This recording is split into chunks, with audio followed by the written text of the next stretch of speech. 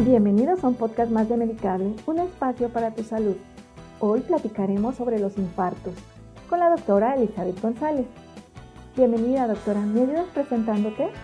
Hola, mi nombre es Elizabeth González Alvarado, soy médico cardiólogo con alta especialidad en ecocardiografía y me encuentro en la Torre de Especialidades San Angelín, Ácora del Valle, en el consultorio 872. Gracias, doctora González. Para iniciar, ¿nos puedes decir qué es un infarto de miocardio y cuáles son sus causas principales?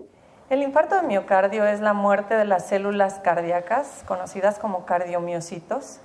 Esta muerte se lleva a cabo después de una interrupción prolongada de la circulación sanguínea hacia el tejido. La causa más frecuente para interrumpir la circulación es la formación de placas de ateroma. Las placas de ateroma, o también conocidas como enfermedad por aterosclerosis, son acúmulos de grasas principalmente, pero algunas otras sustancias inflamatorias que van obstruyendo gradualmente la luz del vaso hasta llegar en ocasiones a obstruirla totalmente. El infarto se produce cuando estas placas se rompen y eso deriva en la formación de un coágulo. Este coágulo finalmente tapa de manera aguda o súbita la circulación sanguínea hacia el tejido cardíaco. Al pasar el tiempo, generalmente después de 20 minutos de haber cortado la circulación de sangre, empiezan a morir las células. Y eso es lo que nosotros conocemos como infarto. Esta es si bien la causa más frecuente, existen otras causas de infarto que actualmente se conocen como infartos no obstructivos o por sus siglas en inglés MINOCA. El MINOCA puede ser derivado de alteraciones en el equilibrio del aporte sanguíneo y la demanda del corazón, del flujo sanguíneo. Una causa, por ejemplo, frecuente es el espasmo de la arteria, es decir, se contrae la arteria y se cierra la luz.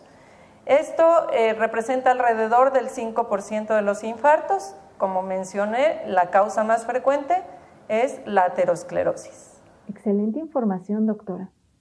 ¿Cuáles son los síntomas típicos de un infarto y cómo se diferencian de otros problemas cardíacos? Los síntomas característicos del infarto es el dolor torácico, que se va a localizar en la parte anterior del pecho. Es un dolor que se describe como una opresión. Generalmente se localiza detrás del esternón, que es el huesito que tenemos en medio del tórax. Y puede ese dolor irradiarse o reflejarse en otros lugares, como puede ser el cuello, la mandíbula, el brazo izquierdo con mayor frecuencia, aunque también puede ser el brazo derecho, en ocasiones en la espalda o a nivel abdominal. Este es el dolor característico. Se acompaña además de otros síntomas como puede ser la disnea o falta de aire, puede haber náuseas y llegar incluso al vómito. Hay pacientes que refieren una sensación de muerte inminente y otros únicamente refieren mucha angustia. También es frecuente que el paciente tenga una sudoración profusa, es decir, una sudoración muy abundante.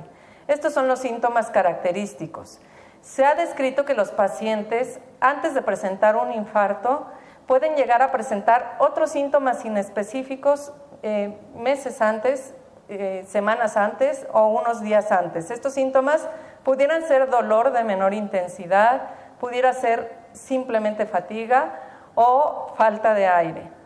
Es difícil identificar a esos pacientes que tienen síntomas tan inespecíficos y relacionarlos con que van a desarrollar un infarto. Pero ya una vez que el paciente tiene infarto y se hace esta revisión retrospectiva, nos damos cuenta que tuvieron algunos síntomas inespecíficos, que se conocen como pródromos. Gracias, doctora. ¿Y cuáles son los factores de riesgo más importantes para sufrir un infarto de miocardio? Los factores de riesgo para sufrir un infarto de miocardio se dividen en mayores y menores. Dentro de los mayores tenemos la diabetes, la hipertensión, las alteraciones del colesterol y el tabaquismo. Dentro de los menores se encuentran la obesidad, el sedentarismo, los malos hábitos alimenticios y la herencia. La herencia, si bien muchos creemos que juega un papel muy importante, no es necesario que nosotros pensemos que por tener familiares que ya sufrieron un infarto vamos a sufrirlo nosotros. La herencia es importante cuando tenemos algún familiar directo que sufrió un infarto a una edad temprana, menor de 45 años. De ahí en más, pues no juega un papel tan relevante como puede ser, por ejemplo, el tabaquismo. El tabaquismo, un solo cigarro es suficiente para darnos un riesgo mayor. Incluso se habla de 2.5 veces más riesgo que alguien que no fuma. Las alteraciones del colesterol, y me refiero a alteraciones no porque específicamente tiene que estar elevado, sino nosotros tenemos colesterol bueno y malo, y el colesterol bueno, cuando está disminuido, también confiere riesgo. Si bien cada uno de ellos tiene un peso distinto, estas dos alteraciones nos dan riesgo de padecer un infarto. Y existen algunos otros factores que se llaman como emergentes, que no son factores clásicos, que dependen del consumo de algunas sustancias, por ejemplo, de algunas drogas, como la cocaína, es un predisponente importante para sufrir infartos. También hay algunas otras alteraciones en otras sustancias proinflamatorias en el organismo, pero estos son factores que no son tan fuertemente relacionados de manera directa a un infarto del miocardio. Muy bien, doctora. ¿Y nos puedes decir cómo se diagnostica un infarto de miocardio y qué pruebas son necesarias para confirmarlo? La prueba que nos confirma la presencia de un infarto del miocardio es el electrocardiograma.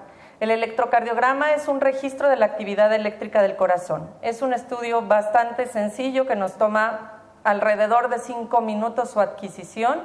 No es doloroso, no es costoso y es muy accesible. Y esto nos va a ayudar a discernir la presencia de un infarto. Existen estudios que nos van a ayudar a complementar el estudio de un paciente con infarto, pero el diagnóstico se establece con el electrocardiograma. Existen dos tipos de infarto, uno que se conoce como infarto con elevación del segmento ST, que definitivamente al encontrarlo es el diagnóstico de infarto y tiene que ir directo a recibir el tratamiento. El otro tipo de infarto es sin elevación del segmento ST.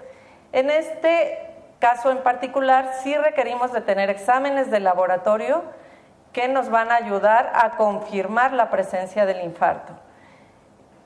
¿Qué utilidad tiene el saber si tiene o no elevación del ST? El tratamiento es distinto. En un infarto con elevación del ST nos está sugiriendo que la obstrucción del vaso es completa y que el tratamiento es prioritario, debe ser inmediato. Los lineamientos internacionales marcan que un paciente que arriba con dolor de pecho al hospital tiene que tener un electrocardiograma antes de los 10 minutos de haber ingresado a la sala de urgencias, porque el tiempo que transcurre en el inicio de los síntomas a que se diagnostica un infarto, se va muriendo células y tejido en mayor cantidad. Importante conocer esta información. ¿Y cuáles son las opciones de tratamiento inmediato para alguien que está experimentando un infarto agudo de miocardio? El tratamiento debe ser prioritario en un paciente que está sufriendo infarto agudo del miocardio. ¿Qué buscamos al dar tratamiento inmediato? Permeabilizar el vaso y rescatar el mayor tejido posible. ¿De qué manera se permeabiliza? Bueno, existen medicamentos que se llaman trombolíticos. Estos medicamentos lo que van a hacer es deshacer el coágulo y permitir que el flujo sanguíneo se restablezca.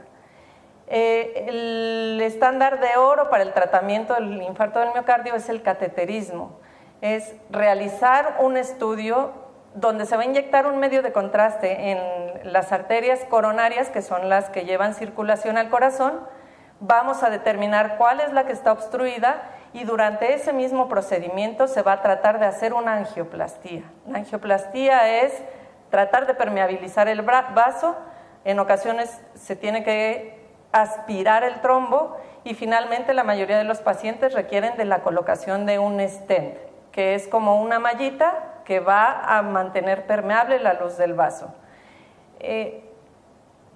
Dependerá de la institución donde se acceda al servicio, si se cuenta o no con la sala de hemodinamia. Se tendría que hacer el tratamiento trombolítico de manera inicial y si no se cuenta con sala de hemodinamia se tendría que trasladar a otra unidad donde se cuente con el servicio para que se pueda hacer una terapia que se conoce como fármaco invasiva. Es decir, ya se puso el fármaco, se disolvió el coágulo, pero todavía tenemos que ver si quedó con alguna lesión significativa dentro de esa arteria y hacer el tratamiento complementario. Cuando se arriba a un hospital que cuenta con esta sala, pues no es necesario aplicar el medicamento, sino directamente pasamos a la sala de hemodinamia y se realiza la angioplastía. Importante conocer esta información. ¿Y cuáles son las opciones de tratamiento inmediato para alguien que está experimentando un infarto agudo de miocardio? La angioplastía coronaria es el tratamiento para permeabilizar el vaso de manera mecánica. Me refiero de manera mecánica porque estamos ingresando directamente a la luz de la arteria. Vamos a determinar dónde existe la obstrucción. Si es necesario, se va a retirar alguna cantidad del coágulo que se formó y posteriormente se va a realizar una dilatación con un balón en esa zona donde está la obstrucción para adherir lo más posible la placa y el coágulo que está dentro de la arteria y posteriormente, en la mayoría de los casos, colocar un stent. El stent es una malla que ayuda a formar una férula dentro de la arteria para mantener el vaso permeable y de esa manera el flujo sanguíneo quede restablecido. Gracias, doctora. Y ahora nos puedes decir, ¿qué es la angioplastía coronaria y cuándo se recomienda en el tratamiento de un infarto? El tratamiento después de un infarto de miocardio debe ser multidisciplinario. Muchos pacientes cursan con depresión, angustia, miedo después de haber sufrido un episodio de infarto. Finalmente es una enfermedad que, como sabemos, hoy en día es la primera causa de muerte a nivel mundial. Es importante dar abordaje a todos los aspectos del paciente.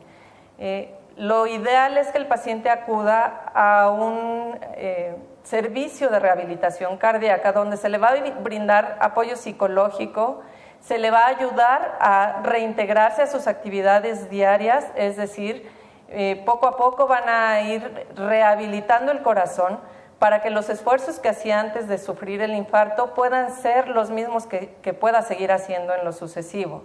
Esto debe ser personalizado porque hay pacientes que tienen complicaciones importantes después de un infarto, hay otros pacientes que tienen un infarto más pequeño, dependerá del territorio que haya abarcado la muerte de las células. Pero es muy importante que reciban tratamiento de rehabilitación cardíaca. Esto, como mencioné, va a ser un conjunto de educación en hábitos, cambio de hábitos, tanto alimentación como el ejercicio que va a ir siendo gradual y evidentemente pues hay que tratar los factores de riesgo. Si el paciente es diabético, tenemos que redoblar los esfuerzos para que sus niveles de glucosa se encuentren dentro de los límites aceptables. Lo mismo si es hipertenso y tenemos que ser mucho más estrictos con los niveles de colesterol. Nosotros, cuando nos tomamos un estudio de laboratorio, generalmente reporta más de cierta cantidad, está alto, menos de esto es normal. Pero tenemos que individualizar a cada paciente. No es el mismo riesgo que tiene alguien que no se ha infartado a alguien que sí. Los niveles de colesterol, mientras más bajo en un paciente que ya se infartó, es mejor. Entonces tenemos que promover un adecuado apego a su tratamiento y al control de sus enfermedades concomitantes. Doctora, ¿nos puedes platicar si existen opciones de rehabilitación cardíaca recomendadas después de un infarto de miocardio? La rehabilitación cardíaca es parte importante del tratamiento de todo paciente que sufrió un infarto de miocardio. La rehabilitación se inicia desde que empezamos a movilizar al paciente en el hospital. Tiene que pasar un tiempo en reposo, después se empieza a movilizar en su misma cama o sentándolo a un costado de su cama hasta que finalmente, ya empieza a realizar caminatas. Y existen hoy en día expertos en rehabilitación cardíaca que forman un conjunto de varias disciplinas. Está formado por psicólogos, por médicos cardiólogos expertos en rehabilitación, por fisioterapeutas que apoyan al acondicionamiento del paciente y por nutriólogos, y cuando es necesario algún otro médico de otras especialidades, por ejemplo el endocrinólogo, que en nuestra población los pacientes diabéticos tienen un alto índice de riesgo para padecer un infarto. Doctora, ¿puedes dar a nuestros escuchas consejos para prevenir un infarto de miocardio en el futuro? Para prevenir el riesgo de un infarto, lo ideal es empezar con hábitos saludables desde que somos niños. Desafortunadamente en nuestro país ocupamos el segundo lugar en obesidad infantil y esto pues conlleva que a la edad adulta y cada vez a edades más tempranas la población sea diabética, sea hipertensa, tenga alteraciones del colesterol. Cada vez estamos viendo pacientes que se infartan a edades más tempranas, cosa que ha cambiado respecto a hace un par de décadas. Es importante tener un hábito alimenticio adecuado, realizar ejercicio, mantenernos en nuestro peso ideal y realizarnos valoraciones periódicas para determinar si existe alguna enfermedad que debamos tratar de manera oportuna. Estas revisiones van a depender de acuerdo a la edad, lo que necesitemos hacer en cada grupo. Pero actualmente se establece que debe haber un escrutinio para hipertensión a partir de los 30 años, al igual que para diabetes. Esta edad ha ido bajando porque antes era después de los 40 años, hacerlo de manera rutinaria. Tenemos que abordar también al paciente que ya se infartó para hacer una prevención que llamamos secundaria. Ya no es primaria porque ya tuvo el desenlace que es el infarto. Ahora vamos a evitar que se vuelva a infartar, porque el riesgo pues es latente y es mayor que antes de que se infartara. Y tenemos que hacer una prevención secundaria, que finalmente va encaminada a lo mismo, hacer que tenga una calidad de vida mejor basado en adecuados hábitos, tanto alimenticios como de vida cotidiana. ¿Y los pacientes que ya sufrieron un infarto pueden hacer ejercicio? Sí, los pacientes que ya sufrieron un infarto tienen que hacer ejercicio, es parte del tratamiento y lo ideal es llevarlos a su peso adecuado. Normalmente muchos de nuestros pacientes, alrededor del 50%, padecen obesidad. Entonces hay que establecer una rutina de ejercicio adecuada para todas sus comorbilidades. Hay pacientes que tienen a lo mejor enfermedad, de las articulaciones, de las rodillas, y para ellos es más difícil hacer cierto tipo de ejercicio. Por eso es importante que sean abordados por un médico especialista que les dé la rutina adecuada para que puedan llevarla a cabo. Para finalizar, ¿algo adicional que nos puedas compartir sobre los infartos? Existen síntomas que pueden llegar a simular un infarto.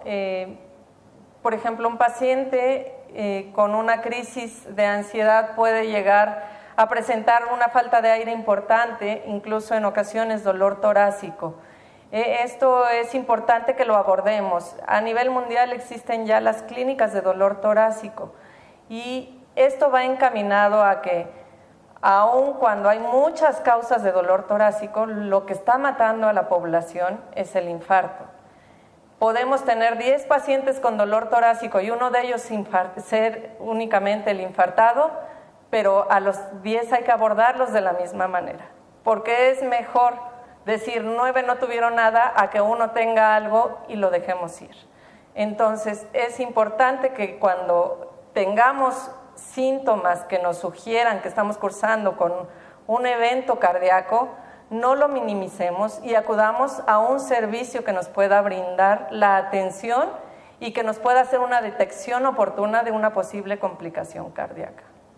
Es importante que todos los pacientes que padezcan enfermedades como es la hipertensión, la diabetes, alteraciones del colesterol o que sean fumadores, acudan a revisión periódica, idealmente una vez al año si no tienen síntomas y están bien controlados.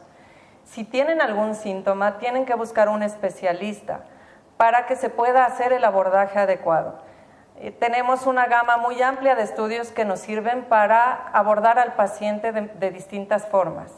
Contamos con estudios como es el ecocardiograma, que es un ultrasonido del corazón que nos va a ayudar a determinar si existen alteraciones en la movilidad o en la función del corazón. Existe estudio que sería lo ideal que todos los pacientes con algún factor de riesgo tengan al menos uno al año, que es el electrocardiograma, que es muy accesible y de bajo costo. Tenemos otros estudios para determinar algunas otras alteraciones, por ejemplo, aquellos pacientes que tienen un dolor torácico que no están sufriendo en ese momento de un evento agudo, se les puede realizar una prueba de esfuerzo.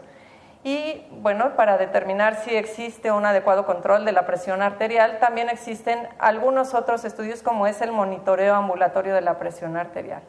La gama de estudios con las que contamos en la cardiología se ha ampliado cada vez y es muy importante que acudan con el especialista para que él determine si requieren algún estudio adicional para poder tener un adecuado control en su salud. Gracias, doctora González, por esta charla. Con esta información terminamos. Espero que esta información les haya sido de utilidad. Soy la doctora Elizabeth González Alvarado. Me encuentro en la Torre de Especialidades San Angelín, Ácora del Valle, en el consultorio 872. Gracias, doctora. Agradezco a los escuchas por acompañarnos, así como también a la Torre de Especialidades San Angelín, Ácora del Valle, por las facilidades prestadas. Los espero la siguiente semana aquí, en Medicable, un espacio para tu salud.